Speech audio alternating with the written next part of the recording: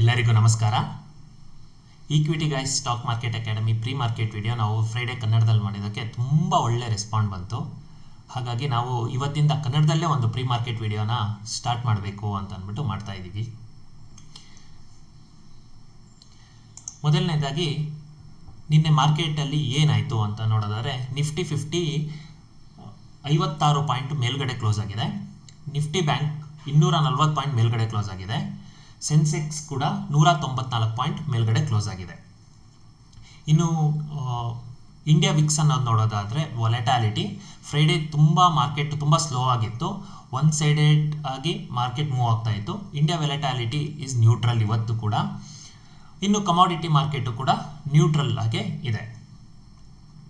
ನಾವು ಫ್ರೈಡೇ ಹೇಳಿದ ಪ್ರಕಾರ ಒಂದು ಶಾರ್ಟ್ ಕವರಿಂಗ್ ರ್ಯಾಲಿ ಬರುತ್ತೆ ಅಂತ ಹೇಳಿದ್ವಿ. ಅದಕ್ಕೆ ಇನ್ನೂ ಅದೇ ಥರ 25,350 ಲೆವೆಲ್ಸಿಂದ ಒಂದು ಶಾರ್ಟ್ ರಿಕವರಿ ಬಂತು. ಇವತ್ತಿಗೆ ಸಪೋರ್ಟ್ ಆ್ಯಂಡ್ ರೆಸಿಸ್ಟೆನ್ಸ್ ಅಂತ ಹೇಳೋದಾದರೆ ಮೊದಲನೇ ರೆಸಿಸ್ಟೆನ್ಸ್ ಬಂದ್ಬಿಟ್ಟು 25,470 ಲೆವೆಲ್ಸು. ಇನ್ನು R2 ಬಂದ್ಬಿಟ್ಟು ಇದು ತುಂಬ ಇಂಪಾರ್ಟೆಂಟ್ ಲೆವೆಲ್ಸ್, 25,587 ಲೆವೆಲಲ್ಲಿದೆ. R3 ಬಂದ್ಬಿಟ್ಟು 25,608. S1 ಅಂತ ಆದರೆ 25,331. S2 ಬಂದ್ಬಿಟ್ಟು 25,258.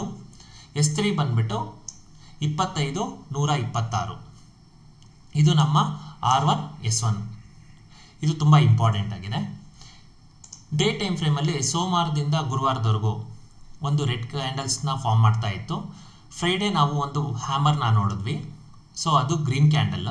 ಸೊ ಒಂದು ಶಾರ್ಟ್ ರಿಕವರಿ ಬರುತ್ತಾ ಇದೆ ಮಾರ್ಕೆಟಲ್ಲಿ ಆ್ಯಸ್ ನಾವು ಫ್ರೈಡೇ ಮಾರ್ಕೆಟಲ್ಲಿ ಹೇಳಿದ ಪ್ರಕಾರ. ಇನ್ನು ನಿಫ್ಟಿ ಬ್ಯಾಂಕು ಕೂಡ ಇವತ್ತು ಕೂಡ ನಿಫ್ಟಿ ಬ್ಯಾಂಕ್ ಶುಕ್ರವಾರ ಒಂದು ಗ್ರೀನ್ ಕ್ಯಾಂಡಲ್ ಆಗಿ ಫಾರ್ಮ್ ಮಾಡಿದೆ.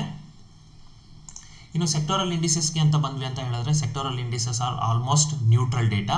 ಸೊ ಇಲ್ಲಿ ಏನು ಸ್ಪೆಸಿಫಿಕ್ ಆಗಿ ಯಾವುದು ಬುಲ್ಲಿಶ್ ಅಂತ ಯಾವುದು ಇಲ್ಲ. ಇಂಪಾರ್ಟೆಂಟ್ ಅಂತ ಹೇಳಿದ್ರೆ ನಿಮಗೆ ಆಟೋ ಸೆಕ್ಟರ್ -0.1 ಇದೆ, ತುಂಬ ನ್ಯೂಟ್ರಲ್ಲು.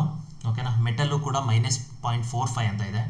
ಸೊ ಯಾವುದೂ ಕೂಡ ತುಂಬ ನೆಗೆಟಿವ್ ಅಂತ ಇಲ್ಲ, ಹಾಗೆ ತುಂಬ ಪಾಸಿಟಿವ್ ಅಂತಲೂ ಯಾವುದೂ ಇಲ್ಲ. ಇನ್ನು ಅಡ್ವಾನ್ಸ್ ಡಿಕ್ಲೈನ್ ರೇಷಿಯೋ ಬರೋದಾದರೆ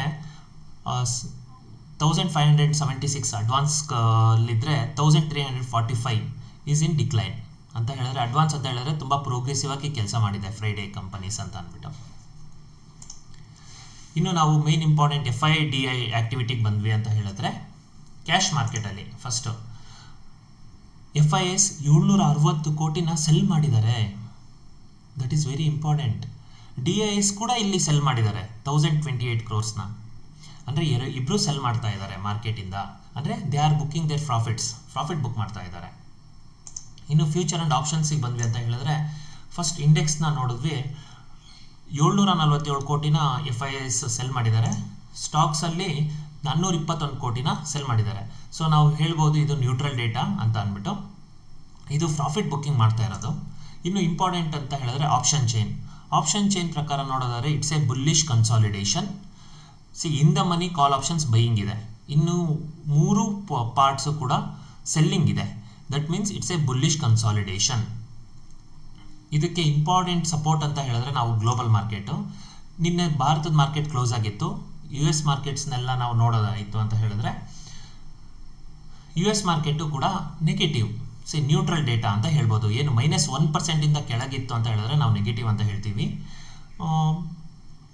ಏಷ್ಯನ್ ಮಾರ್ಕೆಟು ಕೂಡ ನೆಗೆಟಿವ್ ಆಗೇ ಇದೆ ಅಂತ, ತುಂಬ ಬುಲ್ಲಿಶ್ ಅಂತ ಏನಿಲ್ಲ, ನ್ಯೂಟ್ರಲ್ ಡೇಟಾ ಅಂತ ಹೇಳ್ಬೋದು.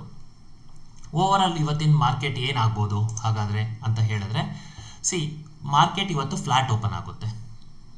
ಗಿಫ್ಟ್ ನಿಫ್ಟಿ ಫ್ಲಾಟ್ ಓಪನ್ ಆಗಿರೋದಕ್ಕೆ ನಾವು ಮಾರ್ಕೆಟು ಕೂಡ ಫ್ಲಾಟ್ ಓಪನ್ ಆಗುತ್ತೆ ಅಂತ ಹೇಳ್ಬೋದು. ಇವತ್ತು ಏನಾಗ್ಬೋದು ಆ್ಯಸ್ ಪರ್ ಆಪ್ಷನ್ ಚೈನ್ ಅಂತ ಹೇಳಿದ್ರೆ ಇಟ್ಸ್ ಎ ಬುಲ್ಲಿಶ್ ಕನ್ಸಾಲಿಡೇಷನ್ ಆಗೋ ಚಾನ್ಸಸ್ ಇರುತ್ತೆ. ಬುಲ್ಲಿಶ್ ಕನ್ಸಾಲಿಡೇಷನ್ ಆಗಿಬಿಟ್ಟು ಒಂದು ಇನ್ಸೈಡ್ ಕ್ಯಾಂಡಲ್ ಪ್ಯಾಟರ್ನ್ ಫಾರ್ಮ್ ಆಗೋ ಚಾನ್ಸಸ್ಸು ಸಿಕ್ಕಾಪಟ್ಟೆ ಇರುತ್ತೆ. So let's see.